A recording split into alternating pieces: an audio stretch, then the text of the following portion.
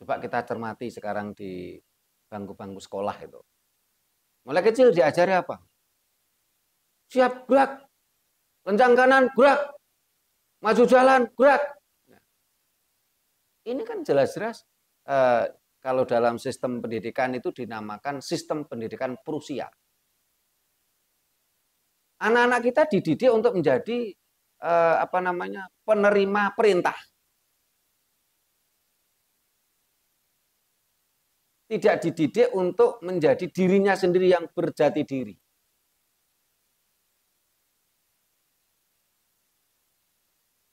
Ini bahkan anak-anak sekolah ini dididik untuk menjadi karyawan. Coba kita lihat karyawan.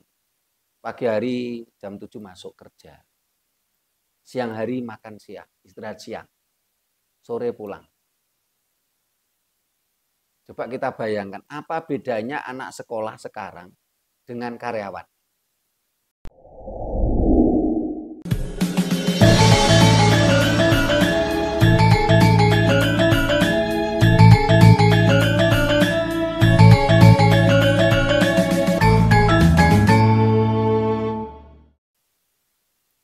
Rahayu. Para pemirsa Raket Prasojo TV channel yang kami hormati, kita berjumpa kembali dalam kegiatan Yayasan Raket Prasojo, Lembaga Pengkajian, Pelestarian, dan Pengembangan Budaya Nusantara. Nah, para pemirsa, saat ini pergerakan percepatan peradaban begitu luar biasa. Dan tentunya seiring dengan pertumbuhan penduduk yang saat ini bangsa kita mengalami, dalam istilahnya itu adalah bonus demografi. Yang dimana penduduk bangsa ini anak mudanya begitu besar. Ini namanya bonus demografi. Nah, ketika banyak anak muda, ini kan tentunya tenaga-tenaga yang produktif, pemikiran-pemikiran yang produktif. Kalau kita benar-benar bangsa ini mampu menempatkan diri atau memposisikan diri dalam bersikap dan menyikapi adanya bonus demografi ini, tentunya kita akan menjadi bangsa yang besar. Bahkan bisa diprediksi kita akan menjadi 4 besar dunia. 4 negara besar di dunia. Tetapi di sisi lain saat ini masih ada dan cukup banyak, walaupun nggak semua, anak muda kita, anak muda bangsa ini yang begitu mudah terpengaruh budaya asing. Nah, kalau pemuda-pemuda kita ini begitu mudah terpengaruh budaya asing, tentunya akan ada 2 kemungkinan. Bangsa ini akan semakin terpuruk karena kita menjadi bangsa yang konsumen. Bahkan kita cenderung begitu sukarela untuk menjadi budak bangsa lain. Tetapi kalau kita terpengaruh dalam artian positif ya, ketika anak muda itu melihat perkembangan teknologi, dia mampu adaptasi, dia mampu misalnya dia menyikapi teknologi tadi, ya tentunya bangsa ini menjadi maju. Nah, orang kata-kata terpengaruh ya. Kenapa anak muda kita, kenapa generasi muda bangsa ini begitu mudah terpengaruh budaya asing? Kata terpengaruh memang cenderung menjadi negatif.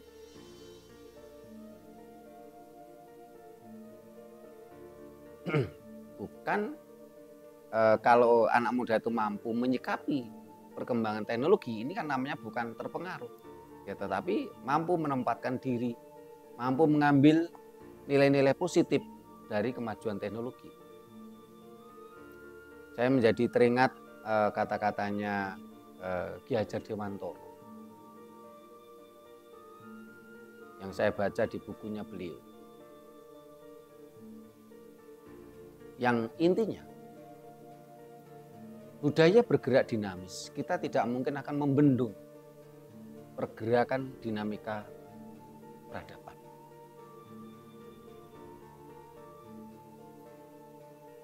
Dengan perkembangan dinamika peradaban tadi, tentunya ada beberapa peradaban, beberapa budaya asing yang kita ini tidak punya. Nah, seyogyanya bagaimana? Seyogyanya kita ambil nilai-nilai yang positif dari budaya-budaya luar tadi,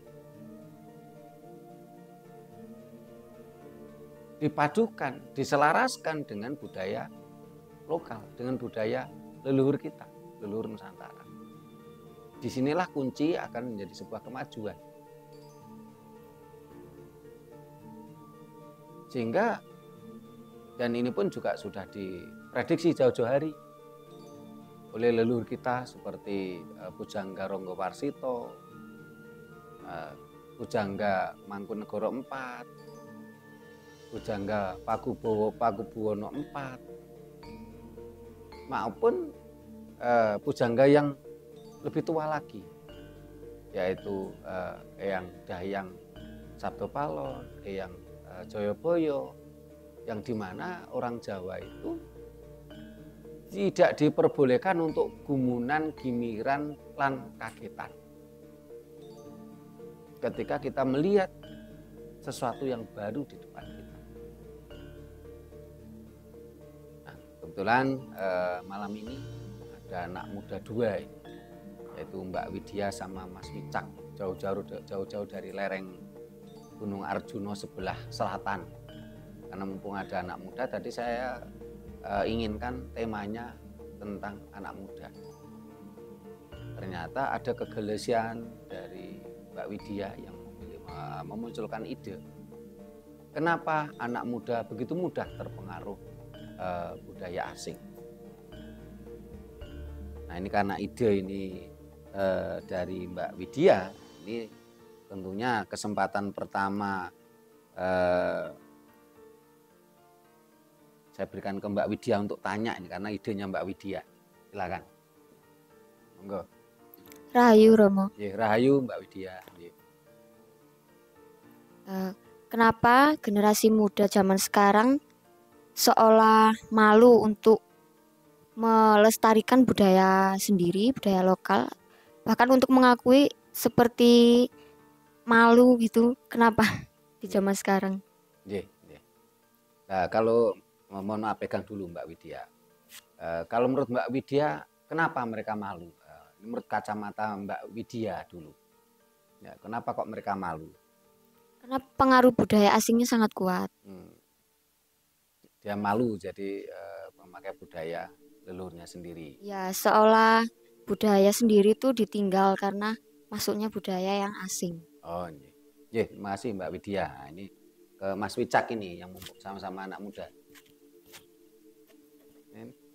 Nah, Mas Anton, silakan Mas Anton. Ya. Rahayu Romo. Rahayu Mas Anton. Yang bisa dikategorikan anak muda itu apa aja, siapa saja? Yeah. Soalnya saya masih merasa muda. Nah, Pak Ismanadi, silakan. Sama Bu Wati, silakan. Rahayu Romo. Rahayu.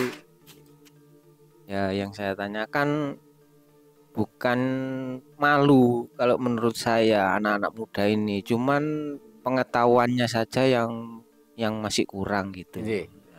Itu saja. Terima kasih Pak Ismanadi. Bu Wati, silakan. Tanyakan. Rahayu. Rahayu. Menyambung dari Pak Isman. Kalau anak muda sekarang ini kan mungkin ada yang ingin, tapi ingin belajar maksudnya, tapi nggak ada yang ngajarin. Lalu ada yang mungkin pola pikir ya. pola pikirnya yang kurang terbuka. Nggih. Lalu bagaimana caranya supaya anak muda bahkan orang tua Nggih. itu bisa membuka cara pola pikir mereka. Nggih. Nggih. Nggih, terima kasih Bu Wati. Nggih. Ke Mbak Widya. Kenapa kok anak-anak muda sekarang ini malu untuk mencintai atau untuk berpenampilan, berpackaging, berkepribadian, budaya leluhurnya, budaya budaya lokal lah istilahnya. Kenapa kok mereka malu? Dan kenapa mereka terpengaruh budaya asing? Nah, sekarang mari kita pilah apa yang dimaksud dengan budaya lokal dan apa yang dimaksud dengan budaya asing. Karena selama ini bangsa ini kan seringkali entah karena mabuk, entah karena cara berpikir yang kurang jernih. Bangsa ini kan tidak mampu membedakan mana yang asing, mana yang lokal. Selama ini yang dianggap asing itu hanya mohon maaf budaya Eropa, Inggris, Jerman, Belanda, Amerika, itu dianggap asing. Terus budaya Cina, Jepang, Korea ini dianggap asing. Tetapi bangsa ini tidak menganggap asing budaya Arab.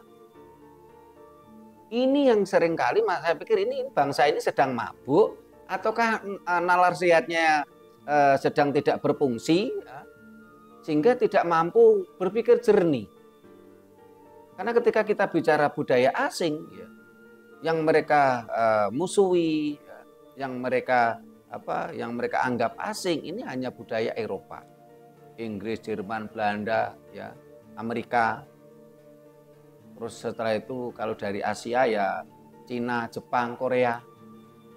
Tetapi bangsa ini tidak menganggap budaya Arab itu budaya asing. Ini kan aneh gitu. Padahal kita ini bukan bangsa Arab. Kita ini bangsa Nusantara. Karena pemikiran-pemikiran bangsa kita yang kacau seperti itulah. Sehingga tidak heran ada keturunan zaman mengaku pribumi di sini. Sehingga salah satu kata-katanya yang memecah belah bangsa. Ketika sebelumnya Gubernur Jakarta ini sepenggantinya Pak Jokowi adalah Pak Ahok. Saya itu Pak Anies menang pilkada dengan cara yang bermain politik identitas. Kata-katanya kan sangat misalnya memecah belah bangsa. Katanya dan bahkan waktu itu viral, bahkan sempat diwawancari Kick Andy. Bangsa ini barusan lepas dan kembali dikuasai oleh pribumi. Dan waktu itu kan Pak Anies yang jelas keturunan zaman mengaku dia itu pribumi gitu. Ini kan dalam satu sisi ini memecah belah bangsa. Yang kedua, jelas-jelas Pak Anies ini keturunan zaman. Tentunya Pak Anies bicara seperti itu karena barangkali melihat sebagian masyarakat kita dan cukup banyak ya. Tapi saya bersyukur tidak semua bangsa ini mabuk Arab. Karena melihat beberapa orang terutama barangkali pengikutnya Pak Anies itu yang memang mabuk Arab, akhirnya kan Pak Anies berani mengatakan dirinya itu pribumi. Karena banyak sekali bangsa kita yang mabuk Arab sehingga itu tadi saya katakan bangsa ini menganggap yang dianggap asing ini cuman Eropa, Belanda, Inggris, Jerman, dan Amerika. Terus mereka juga menganggap Cina, Jepang, Korea ini juga asing. tetapi tidak menganggap Arab itu asing. Padahal jelas-jelas kita ini bukan bangsa Arab. Saya malah, mohon maaf, saya malah sepakat dengan teman-teman saudara kita yang WNI keturunan Cina.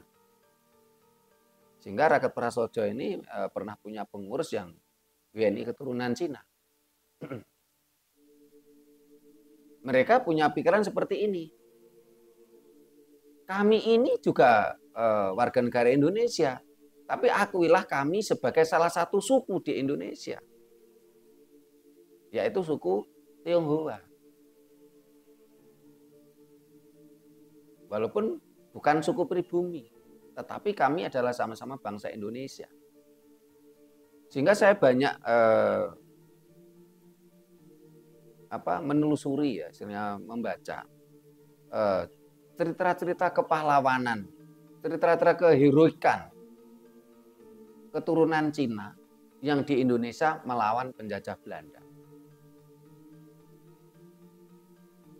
Cerita tentang bagaimana seorang tentara, bahkan bisa dibilang pimpinan, ini seorang wanita keturunan Cina yang ada di daerah Purworejo. Ini beberapa waktu yang lalu saya sempat share di grup Raket Prasojo. Begitu juga bahkan saya pernah berkenalan langsung dengan seseorang yang waktu itu dia keturunan Cina. Dia punya perusahaan, namanya perusahaan PT Welas AC.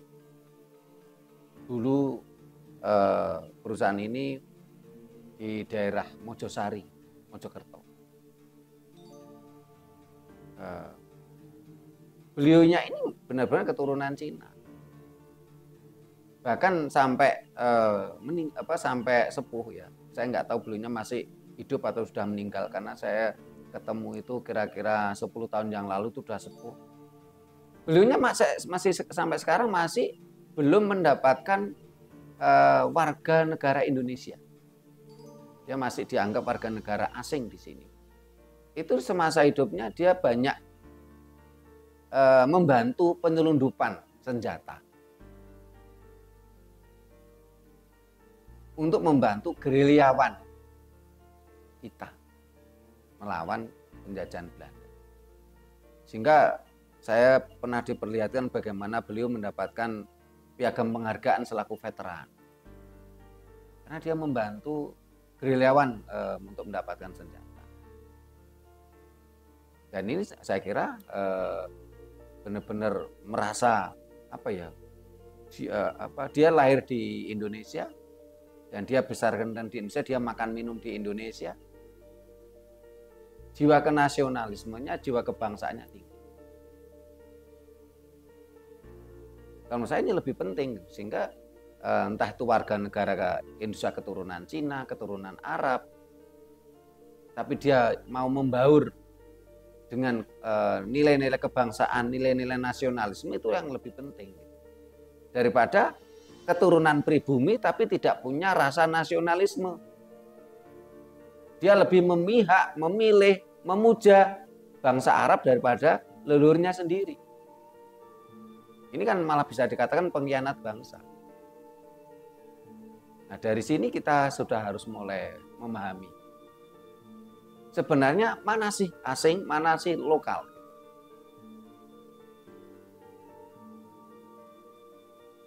Di sini kita dari lembaga Raket Prasojo bukan ingin memecah belah bangsa, tetapi diakui atau tidak, warga keturunan Cina ada, warga keturunan Arab ada, warga keturunan India ada.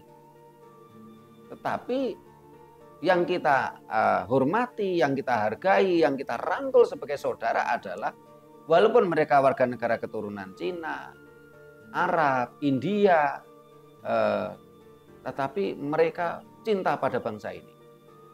Daripada malah warga keturunan pribumi tetapi malah lebih memuja-muja bangsa asing, memuja-muja Arab terutama.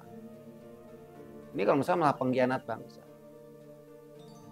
Jadi kita kembali tentang istilah asing dan lokal tadi, ini harus kita pahami. Yang dimaksud asing bukan hanya sekedar Eropa, Belanda, Inggris, Jerman, ya, Amerika, Cina, Jepang, Korea, bukan itu, bukan sekedar itu. Tapi Arab pun juga asing untuk di Indonesia. Kenapa? Karena kita bukan orang Arab. Dan ini bukan tanah Arab. Ini adalah tanah air Nusantara, bukan tanah Arab. Dan kita bukan bangsa Arab.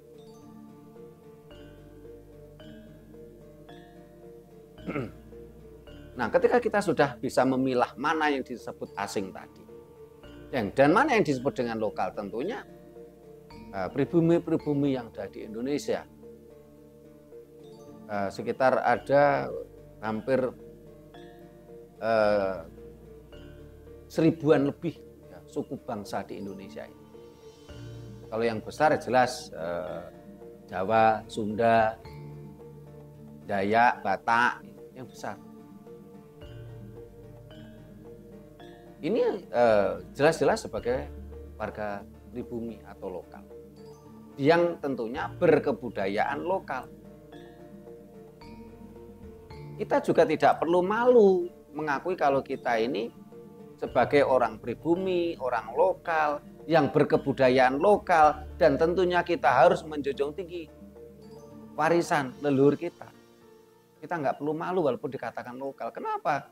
Karena memang Tuhan menciptakan manusia itu sesuai di mana dia tinggal dengan segala kebudayaannya.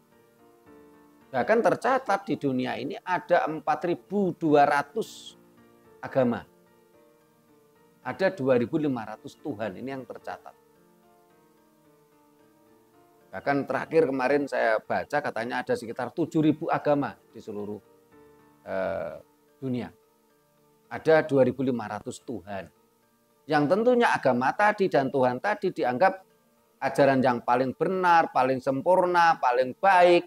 Tuhannya paling maha kuasa menurut umatnya masing-masing.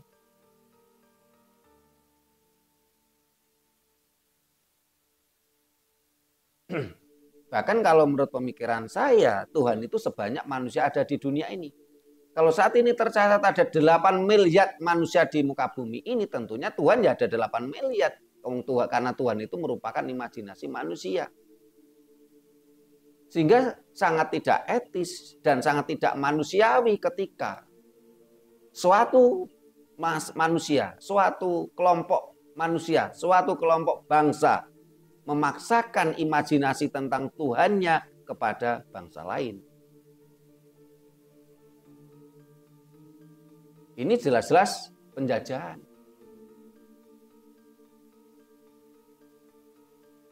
Nah, kenapa kok anak muda begitu mudah terpengaruh oleh budaya asing? Ini kalau kita telusuri, kalau kita kaji, kita cermati. Karena si pemuda tadi ini sudah kehilangan jati dirinya. Dia tidak paham betul siapa dirinya, siapa orang tuanya, siapa leluhurnya.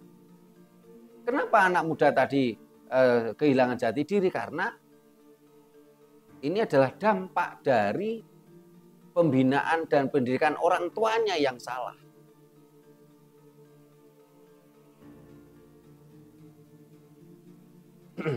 Banyak kalau saya lihat mulai era 90-an ya. Nah, era 80-an, 90-an sampai sekarang. Ini banyak sekali orang tua yang begitu sibuk mencari ekonomi. Dia lupa tentang pembinaan anak-anaknya. Sementara di sisi lain, pemerintah kita begitu gencar dengan adanya wajib belajar. Sementara sistem pendidikan kita ini tidak berkarakter Indonesia. Sistem pendidikan Indonesia, sistem pendidikan dari leluhur-leluhur kita dulu ini mengajarkan kemandirian.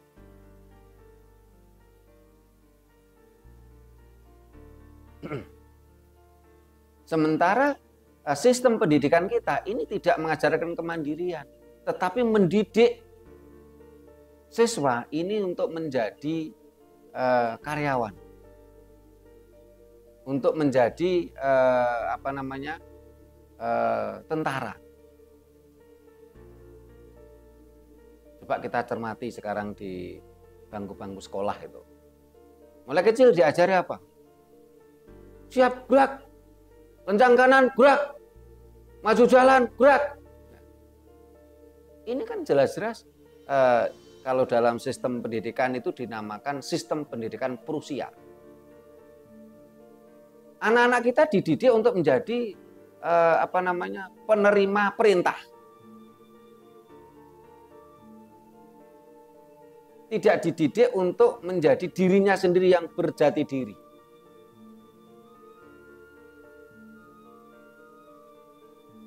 Ini bahkan anak-anak sekolah ini dididik untuk menjadi karyawan. Coba kita lihat karyawan. Pagi hari jam 7 masuk kerja.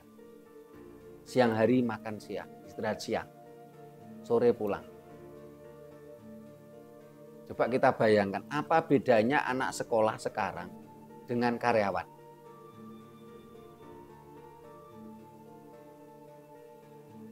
Mirip. Pagi si karyawan itu masuk kerja, anak sekolah juga masuk sekolah. Siang si istirahat siang, makan siang, ya bahkan kadang-kadang katanya isoma katanya. Istirahat, sembahyang, makan.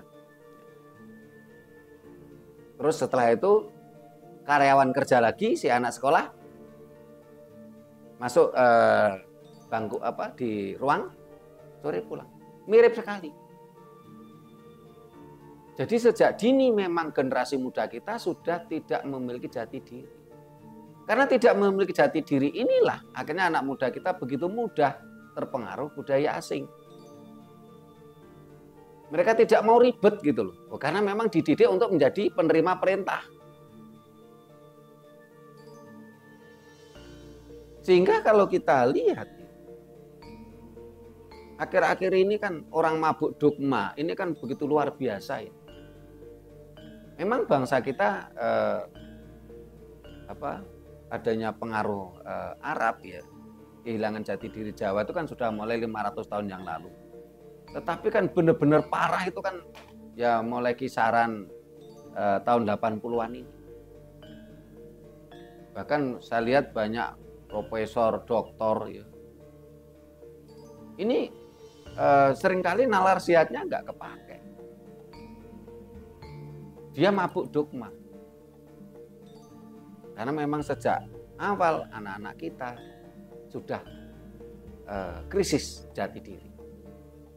Anak-anak kita bukan dididik menjadi yang berjati diri, menjadi kemandirian, tapi sejak awal mulai masuk TK, SD, anak-anak kita dididik untuk menjadi pekerja, untuk menjadi penerima perintah. Dia tidak punya jati diri. Inilah akhirnya yang menjadikan anak-anak muda kita mudah terpengaruh budaya asing. Terutama budaya Arab. Karena kosong, jiwanya kosong. Sementara budaya Arab ini kan menawarkan ini loh. Ada manual book, ini loh perintah. Memang sejak awal sudah anak-anak kita dididik untuk menjadi penerima perintah. Hancur sudah bangsa ini. Kita semakin terpuruk.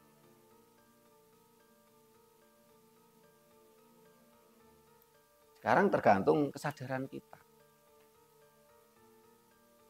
Kita ini akan tetap seperti ini terus. Kita mencetak dan mencetak generasi penerima perintah. Bahkan anak-anak kecil kita sudah kita siapkan untuk penerima perintah. Ataukah bangsa ini penuh dengan kesadaran untuk menjalankan apa yang harus dia jalankan.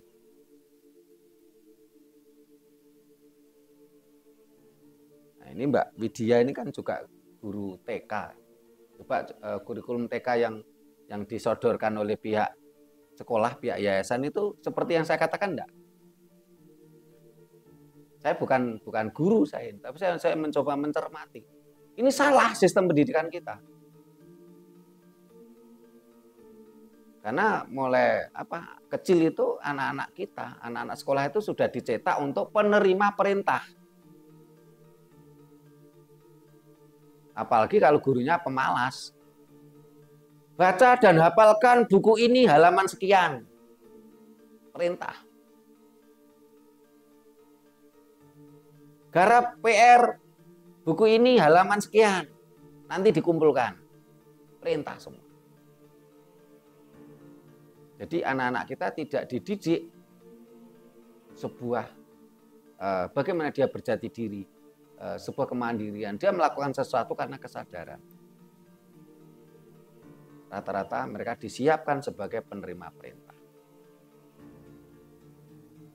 Ini kenapa kok bangsa ini semakin terpuruk kalau tidak ada kesadaran. Sehingga bangsa ini mudah digoyang. Apa bentuk goyangan bangsa? Satu yang baru-baru saja. Beras mahal, kita mudah digoyang. Padahal kita ini kan bangsa agraris kita, negara agraris. Kenapa kita mudah digoyang dengan mahalnya harga beras? Kita mudah digoyang mode, entah itu mode K-pop, entah itu mode Eropa, ataupun mode Arab. Bagi orang yang terdidik itu jelas jilbab itu budaya Arab. Di sana ini jilbab tidak terkait dengan agama apapun. Bahkan di sana itu ada 11 agama yang semua wanitanya pakai jilbab. Bahkan jilbab itu sudah dikenal mulai masa Moses. Karena memang itu budaya Arab. Loh, kita ini bukan bangsa Arab, tapi kita ini latah kok pakai jilbab. Jilbab itu tidak terkait dengan ajaran agama apapun sebenarnya. Karena itu memang budaya lokal, budaya Arab. Di dunia ini ada banyak budaya lokal, ada banyak agama lokal, ada banyak ajaran lokal.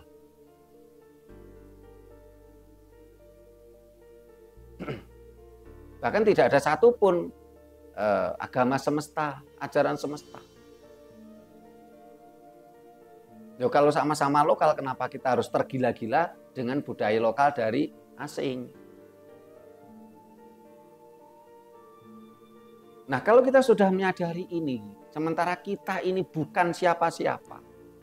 Ya, kalau umpamanya kita jadi presiden, atau kita minimal jadi menteri pendidikan, kita coba rombak ini. Tetapi untuk merombak ini kan tentunya juga tidak gampang. Kita harus siapkan instrumennya. Karena keterpurukan dunia pendidikan kita kan turun-temurun gitu. Karena gurunya sendiri dihasilkan dari sistem pendidikan yang siap terima perintah gitu. Akhirnya kan mata rantai itu yang tidak terputus kesalahannya. Sehingga kalau kita mau rubah kembali ke ajaran leluhur kita, bagaimana sistem pendidikan yang berjati diri, tentunya harus kita siapkan instrumennya. Walaupun kita harus tergopoh-gopoh. Lebih baik berakit-rakit ke hulu, berenang-renang ke tepian. Siapkah bangsa ini? Karena rata-rata kalau nanti ada kesengsaraan, ini biasanya pemimpin yang didemo, dihujat. Tidak paham sebuah pemikiran yang visioner ke depan.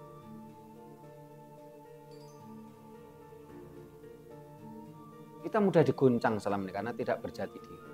Contoh beras ini, ibu-ibu bingung saat ini karena beras yang dulunya cuma harga 9.000, 10.000, saat ini jadi harga 17.000, 20.000. Padahal kalau kita berjati diri Nusantara, kita nggak bingung dengan harga beras naik. Kemarin memang ada permainan mafia. Kemarin banyak beras yang ditimbun, yang rencananya untuk kampanye. Banyak parpol yang mencoba menimbun beras. Tapi di sisi lain, kemarin kita semua tahu ada badai El Nino, sehingga gagal panen. Panas yang berkepanjangan. Tetapi kita itu bersyukur, inilah surga tanah air kita ini. Leluhur kita mengajarkan apa? Ketika terjadi paceklik beras, Kita tidak perlu kelaparan kok. Kenapa? Tanah ini benar-benar tanah surga. Kita bisa mengkonsumsi apa polopendem. Bahkan kita harus bersyukur leluhur kita itu sudah meninggalkan ada polopendem yang kalau di dalam tanah. Ini walaupun 10 tahun ini tidak rusak. Bahkan semakin berkembang. Saya masih ingat salah satunya itu jenis kui. Kadang-kadang sampai pohonnya itu sudah sampai garing, hilang. Loh, kalau kita memiliki jati diri kan kita nggak bingung, kita tidak tergoyang dengan beras mahal. Kita dengan polopendem jika juga kenyang, kita juga dapatkan karbohidrat gitu. Banyak hal kalau kita mau bahas. Tapi kita tidak akan membahas terlalu melebar karena tadi intinya adalah bagaimana, kenapa, bagaimana dan kenapa generasi muda kita begitu mudah terpengaruh budaya asing. Ketika anak muda terpengaruh budaya K-pop, Korea, Jepang ya dengan Naruto, terus terpengaruh budaya asing Eropa. Kita semuanya prihatin gitu loh. Waduh, ini gimana terpengaruh budaya asing. Tapi tidak ada satupun orang yang tersadarkan ketika anak muda kita terpengaruh budaya Arab. Padahal budaya Arab pun juga asing karena kita bukan orang Arab.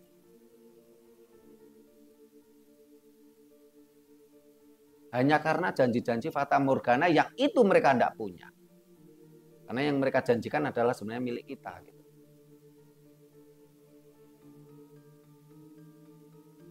Terus pertanyaannya Mas Anton, sebenarnya kategori muda itu yang bagaimana? Mas Anton masih merasa muda. Kalau Mbak Widya itu merasa muda ya pantas karena kelahiran tahun 2001. Gitu. Memang masih muda gitu. Mas Anton ini kelahiran 74, tapi masih merasa muda. Gitu.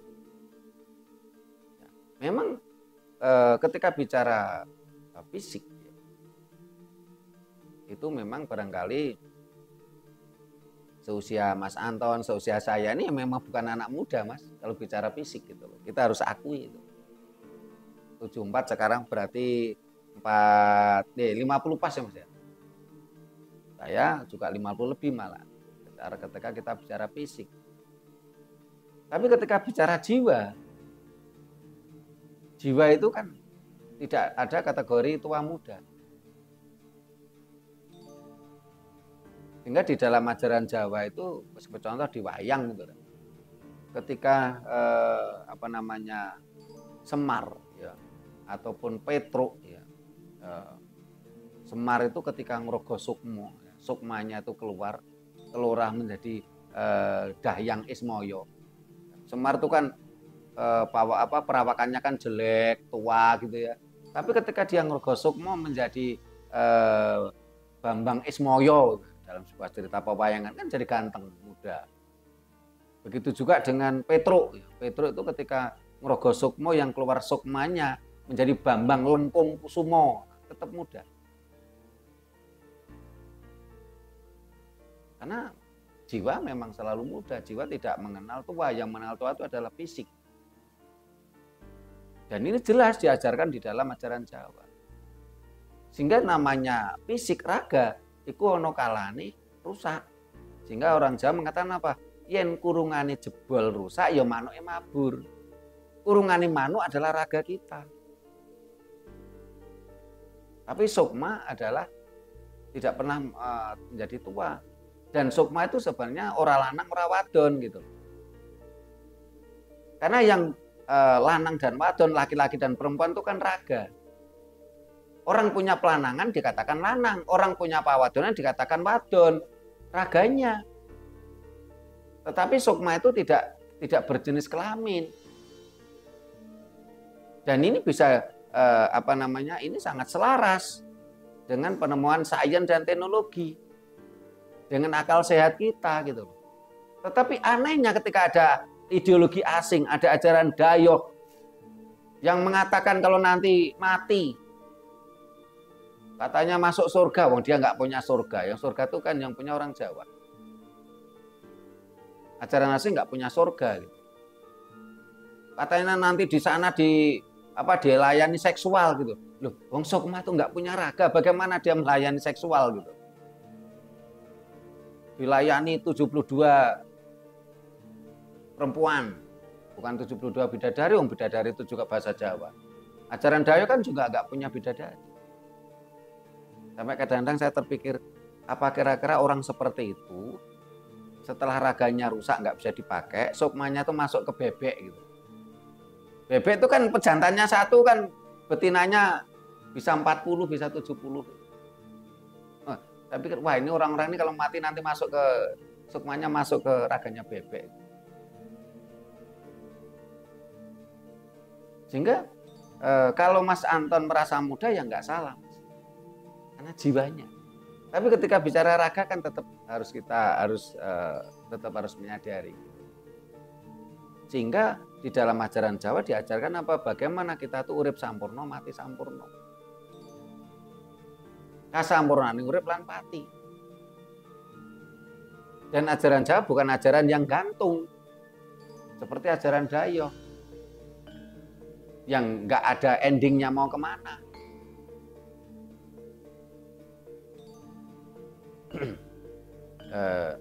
Sehingga para pemirsa kalau masih berjiwa muda seperti Mas Anton ya nggak salah. Kita tetap harus mencari dan mencari.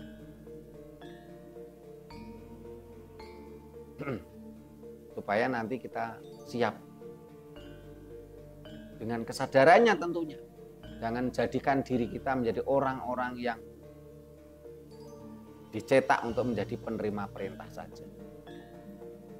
Sehingga Mas Anton, Mas Puji ini yang udah ngikuti saya lama. Kalau Pak Ismanadi ini kan baru beberapa bulan terakhir. Ini kan Mas Hadi, Mas Puji dan Mas Anton kan paham. Saya kan jarang saya merintah. Tidak seperti barangkali paguyuban lain yang kadang-kadang gurunya kan merintah ini, lakukan ini. Karena ajaran Jawa sebenarnya tidak ada perintah, tidak ada larangan, tidak ada iming-iming, tidak ada amang-amang atau ancaman. Tapi kita munculkan kesadaran. Sehingga seperti Pak Ismanadi ini walaupun jauh dari lereng Gunung Arjuna kan kalau ada kesadarannya tetap ke sini. Tanpa harus ada perintah. Kesadaran untuk apa? Kesadaran untuk belajar bersama. Sehingga ketika anggota Raket Prasojo ya kalau saya data, anggota Raket Prasojo itu kan ribuan. Kalau yang di Malang Raya saja ini kalau saya data itu ya kalau 300 orang ada. Tapi yang ngumpul di sini kan nggak banyak. Karena memang kesadaran itu kan tidak mudah. Gitu. Apakah yang tidak datang itu tidak sadar? Bukan seperti itu. Karena kadang-kala mereka juga ada kesibukan.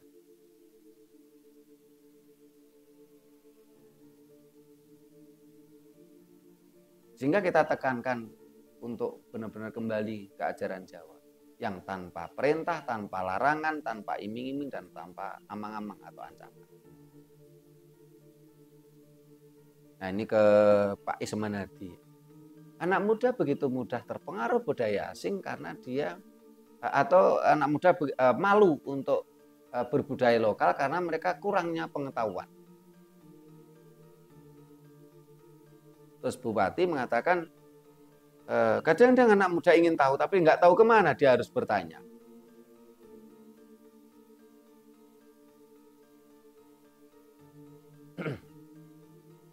Ya, kurangnya pengetahuan seperti yang dikatakan Pak Ismanadi ini seperti yang saya katakan tadi karena mulai awal sistem pendidikan kita ini mencetak manusia-manusia yang penerima perintah.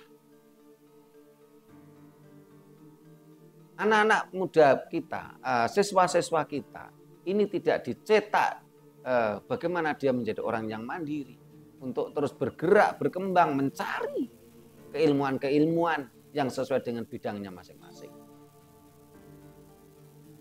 Anak-anak kita, siswa-siswa kita ini dijejali dengan berbagai mata pelajaran yang cenderung dogmatis. Harus menghafal. Wah, manual book ya, kitab suci sekian tebelnya suruh menghafal.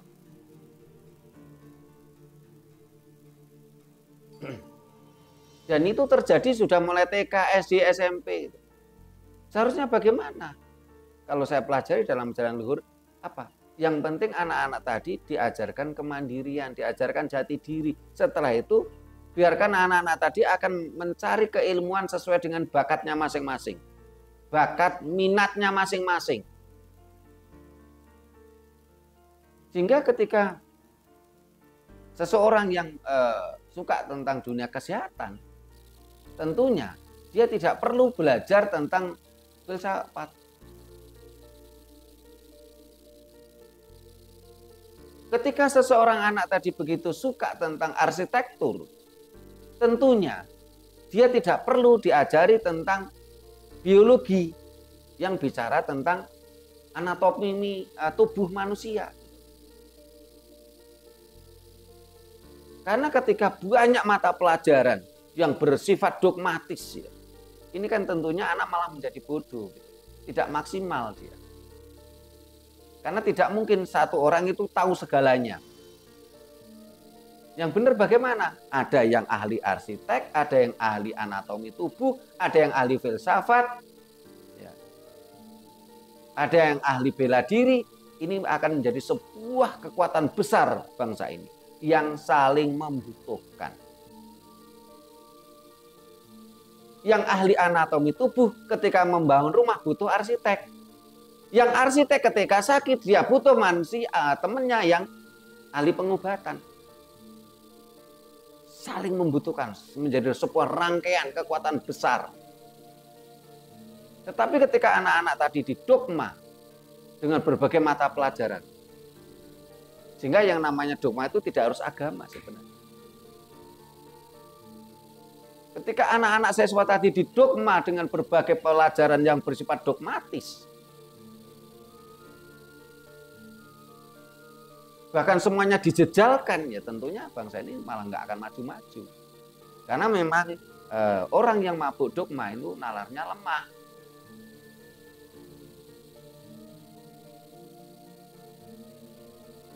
Karena terlalu banyak dogma, akhirnya generasi muda kita menjadi manusia-manusia yang memang dipersiapkan menjadi penerima perintah.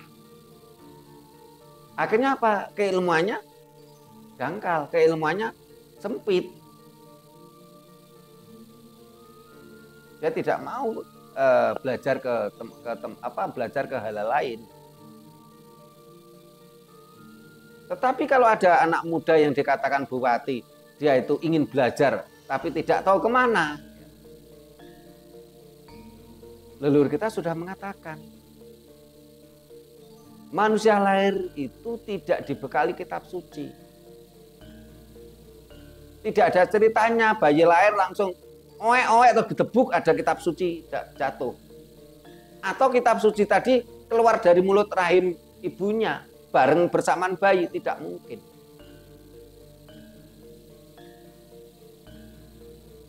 Tetapi Tuhan memberikan tuntunan kepada sang anak manusia yang baru lahir tadi, bersamaan dengan dia lahir itu apa? Adalah kepalanya, itu ada otaknya, ada akal pikiran. Sehingga di dalam ajaran Jawa nomor satu syaratnya adalah tinuming nalar, baik logis. Yang kedua adalah realistis atau kasunyatan. Yang ketiga adalah sinergi dengan alam semesta. Tidak perlu nunggu kitab suci, manual book, apalagi dari ajaran Dayok. Kenapa? Itu tadi. Ini kita harus pikirkan itu dengan nalar sehat kita.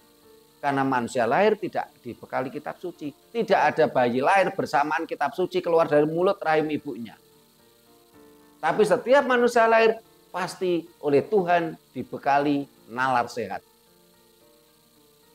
Pikiran yang sehat dan mata yang jernih, entah itu mata fisik maupun mata hati, yang bisa melihat, merasakan kenyataan. Telinga mendengarkan kenyataan. Orang mengatakan, oh ini pisang gitu. Mata kita melihat, oh ini benar-benar pisang. Bukan mitologi, bukan dongeng. Oh ini orang mengatakan ini sapi. Mata kita melihat ini sapi. Bukan mengatakan, oh ini binatang dari langit gitu. Barangnya enggak ada, cuman mitologi saja.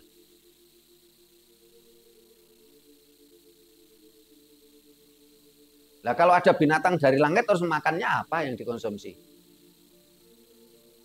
Sudah cerita tadi cuman mitologi dongeng, secara nalarsiat kan nggak mungkin toh. Oh ini dunia ini ada makhluk dari langit. Dia terus makan apa di sini? Sehingga ketika ada anak muda yang ingin belajar tentang ajaran leluhur, tapi kok kebingungan kemana dia harus bertanya, yaitu tadi gunakan akal sehat kita, nalar kita, mata kita untuk melihat kenyataan, kasunyatan, realistis, dan telinga kita ya, untuk membuktikan tentang kasunyatan tadi, mata dan telinga kita. Dan ini berlaku untuk semua orang, walaupun dia itu orangnya cacat. Kenapa? Karena orang yang tunawicara biasanya pendengarannya tajam. Matanya juga tajam. Jadi untuk mewujudkan sebuah realita kasunyatan, matanya bisa membuktikan, telinganya bisa membuktikan. Walaupun mulutnya dia tunawicara. Bagaimana yang tunanetra? Mata memang tidak bisa melihat mata fisiknya, tapi dia punya mata hati yang bisa merasakan sebuah nilai-nilai kasunyatan tadi, kenyataan tadi. Belajarlah dengan situ. Sambil terus bergerak, terus berjalan, barangkali nanti ketemu seorang yang bisa menuntun dia, menjawab penasaran-penasaran di dalam hatinya. Nah, dengan cara itu tentunya terselesaikan sudah permasalahan yang disampaikan Pak Ismanati sama Bu Wati. Tetapi walaupun mata kita melihat, hati kita merasakan, telinga kita mendengarkan, tapi kalau kita mabuk dogma, ya kita sulit. Karena ketika orang mabuk dogma kan cenderung akan mempercayai mitologi-mitologi dongeng-dongeng yang tidak jelas. Dan kenyataan juga nggak bisa dibuktikan gitu.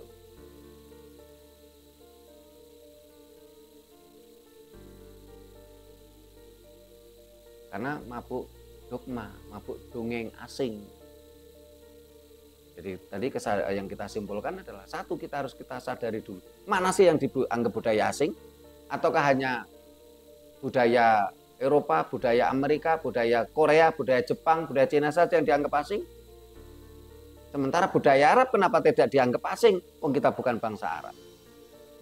Itu tadi yang harus kita garis bawahi. Yang kedua, bagaimana bangsa ini yang selama ini anak muda, generasi muda itu kosong.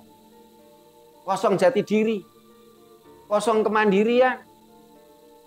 Karena memang banyak siswa-siswa kita oleh dunia pendidikan dengan sistem pendidikan Prusia tadi, anak-anak kita memang dipersiapkan hanya sebagai penerima perintah. Kosong jati diri. Sehingga begitu mudah terpengaruh oleh budaya asing. Menjadi gumunan, gimiran, dan kagetan. Dan akhirnya kita menjadi mabuk terhadap ajaran-ajaran asing. Terhadap budaya-budaya asing. Ya mudah-mudahan apa yang kita sampaikan mampu memberikan penyadaran untuk kita semua. Entah itu untuk kepada anak-anak muda maupun kepada orang tua.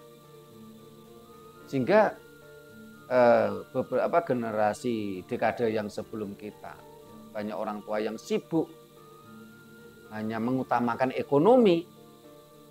Karena memang kita digiring mindset kita oleh kapitalis. Kita menjadi orang-orang yang pragmatis. kita lupa pendidikan jati diri untuk anak cucu kita. Karena kita sibuk mencari rezeki.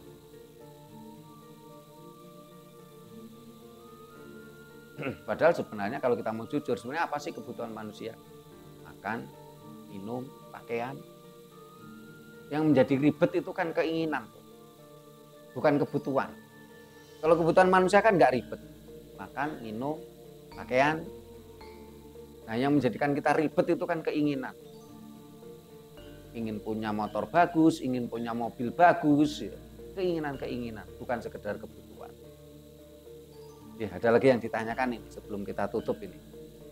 Ya. Siapa? Oh, Mas Anton lagi, silakan. Bupati nggak ada tanya lagi. Ya, belum. Ya, silakan Mas Anton. Suku di Indonesia kan masih banyak. Di antara suku yang tidak terpengaruh oleh budaya asing, misalnya Baduy dalam Papua itu Asmat, apa gini bisa dipakai sebagai contoh untuk tidak terpengaruh budaya asing. Terima kasih Mas Anton. Mbak Widya tanya.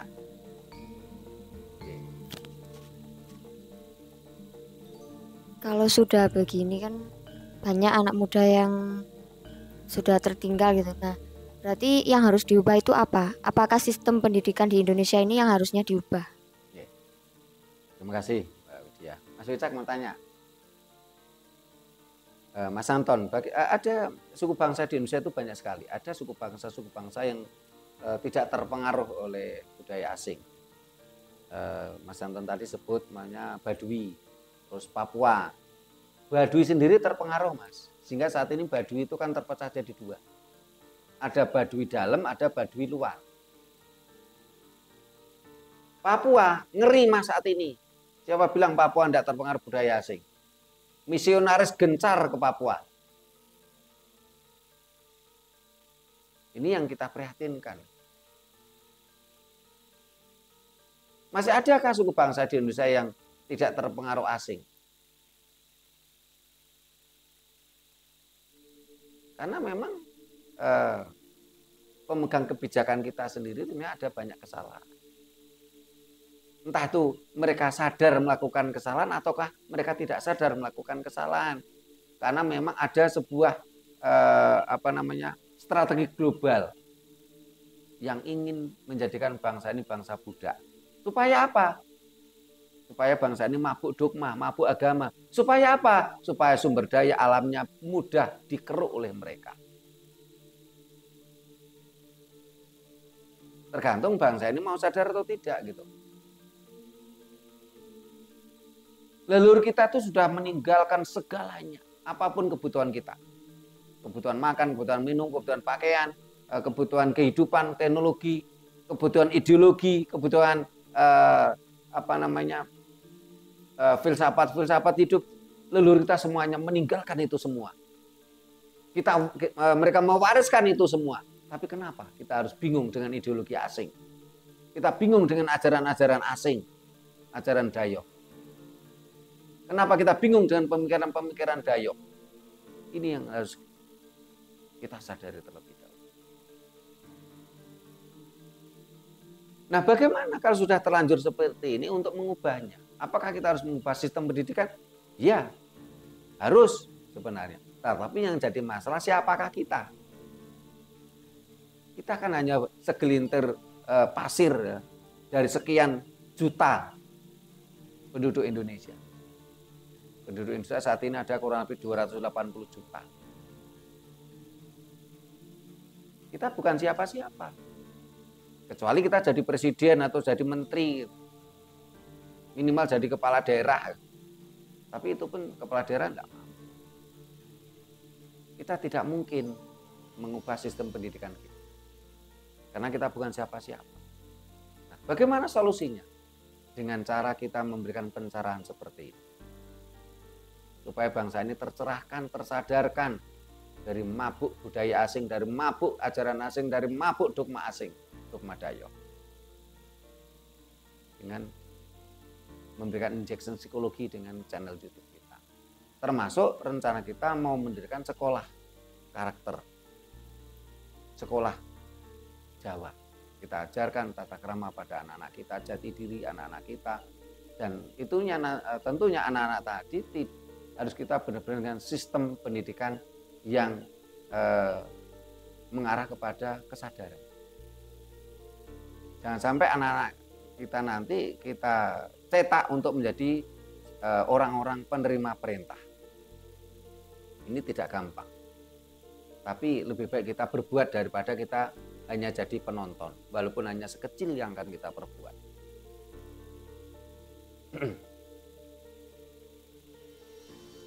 Orang Jawa mengatakan apa? Sanajan sak klungsu pengen melu udu, memperbaiki bangsa ini.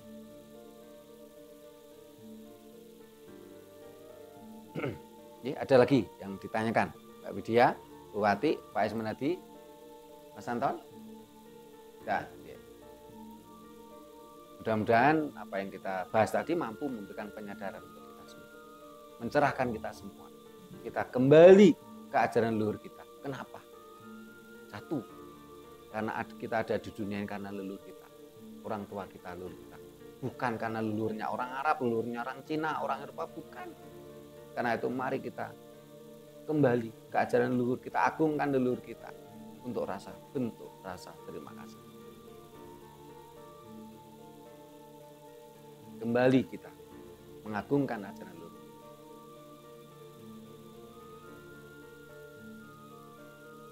Kita harus benar-benar tercerahkan untuk menuju kemerdekaan jiwa raga. Mudah-mudahan ya minimal anggota Rakyat Prasojo tercerahkan. Terus setelah itu nanti seluruh pemirsa tercerahkan. Setelah itu seluruh bangsa ini tercerahkan dan tercerahkan. Walaupun orang-orang yang mabuk ajaran Dayo tadi malah menganggap kita yang tersesat katanya. Padahal mereka yang tersesat gitu. Karena mereka mabuk ajaran Dayo. Loh, kita di Indonesia. Kita di Nusantara. Kita mengagungkan leluhur Nusantara, leluhur kita sendiri. Ini yang benar. Nah, para pemirsa yang saya hormati, demikian bahasan kita. Mudah-mudahan mampu memberikan pencerahan, penyadaran pada kita semua. Bila mana ada kata-kata kami yang kurang berkenan, tata krama kami yang kurang memadai, kami mohon maaf. Terima kasih.